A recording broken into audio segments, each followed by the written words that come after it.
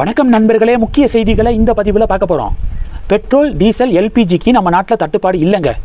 ஆனால் எதிர்கட்சிகள் பார்த்தீங்கன்னா அப்படி ஒரு மாய பிம்பத்தை உருவாக்க பார்க்குறாங்க, ஒரு போலியான பிம்பத்தை உருவாக்க பார்க்குறாங்க.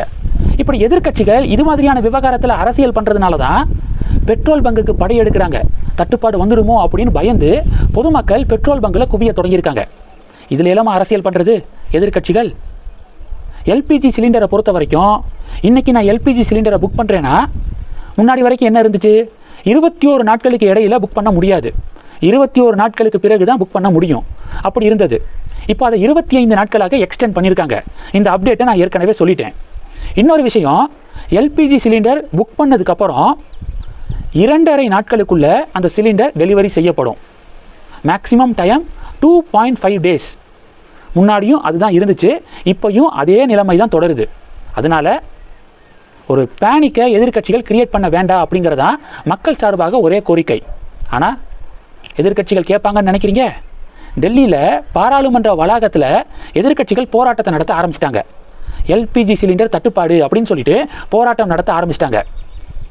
காங்கிரஸ் இருக்காங்களே, அவங்களுடைய அதிகாரப்பூர்வமான சமூக வலைதள பக்கத்தில், எக்ஸ் வலைதள பக்கத்தில் பொதுமக்கள் எல்பிஜி சிலிண்டருக்காக கியூவில் நிற்கிற மாதிரியான ஒரு புகைப்படத்தை ஷேர் பண்ணியிருக்காங்க.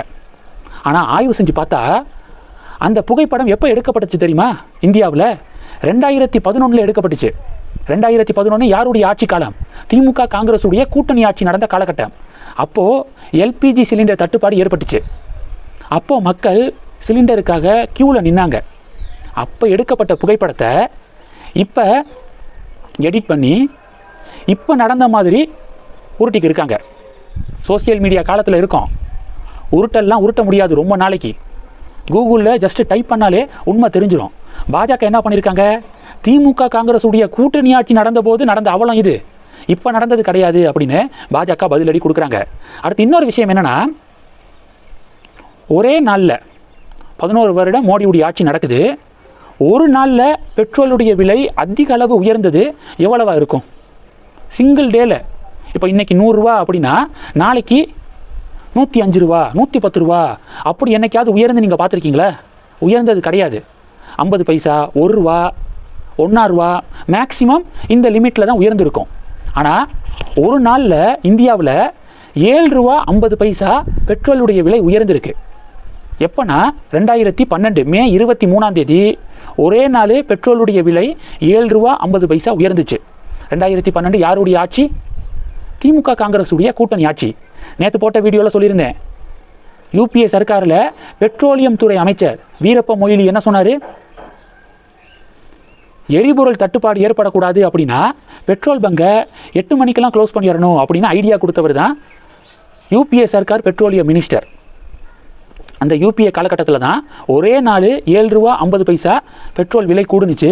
அதுக்கு காரணம் என்ன சொல்லப்பட்டுச்சுன்னா, சர்வதேச கச்சா எண்ணெய் விலை உயர்வு மற்றும் ரூபாய் மதிப்பில் ஏற்பட்ட சரிவு. இதன் காரணமாக அவ்வளோ பெரிய ரேட்டு. இன்றைக்கும் டாலருடைய மதிப்பு மிகப்பெரிய அளவில் கூடியிருக்கு. இப்போ டாலரு 92 ரூபாயை கிராஸ் பண்ணிருச்சு. ஆனால் பெட்ரோல் டீசலுடைய விலை கூடலை, அப்படியே கட்டுப்பாட்டில் தான் வைக்கப்பட்டிருக்கு.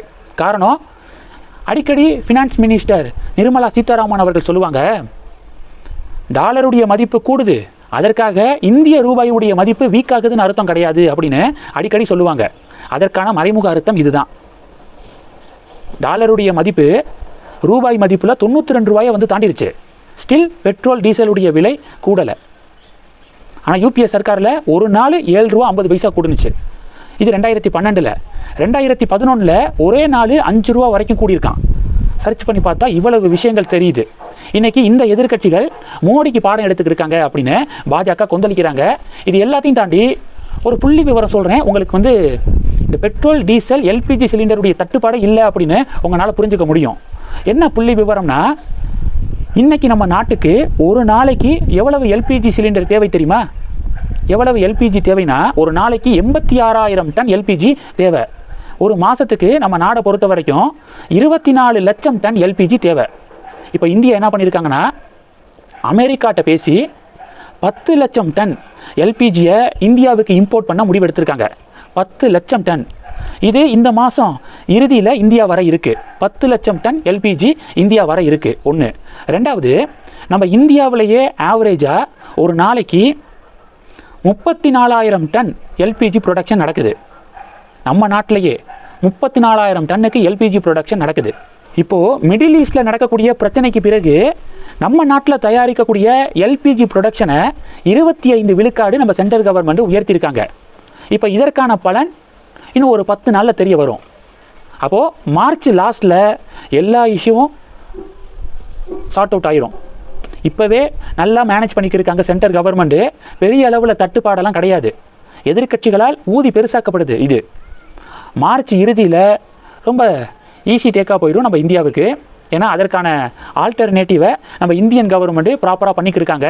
நான் சொன்னேன்ல, அமெரிக்கா கிட்டேருந்து இம்போர்ட் பண்ணுறது, நம்ம இந்தியாவிலேயே ப்ரொடக்ஷன் அளவை 25% கூட்டியிருக்காங்க. இது போக ரஷ்யா மற்றும் கனடா கிட்டையும் பேச்சுவார்த்தை நடந்துக்கிருக்கு. எல்பிஜி மற்றும் பெட்ரோலியம் ப்ராடக்டை கொண்டு வரதுக்கான பேச்சுவார்த்தை நடந்துக்கிருக்கு. அதனால் யாரும் பேனிக் ஆக வேண்டாம்.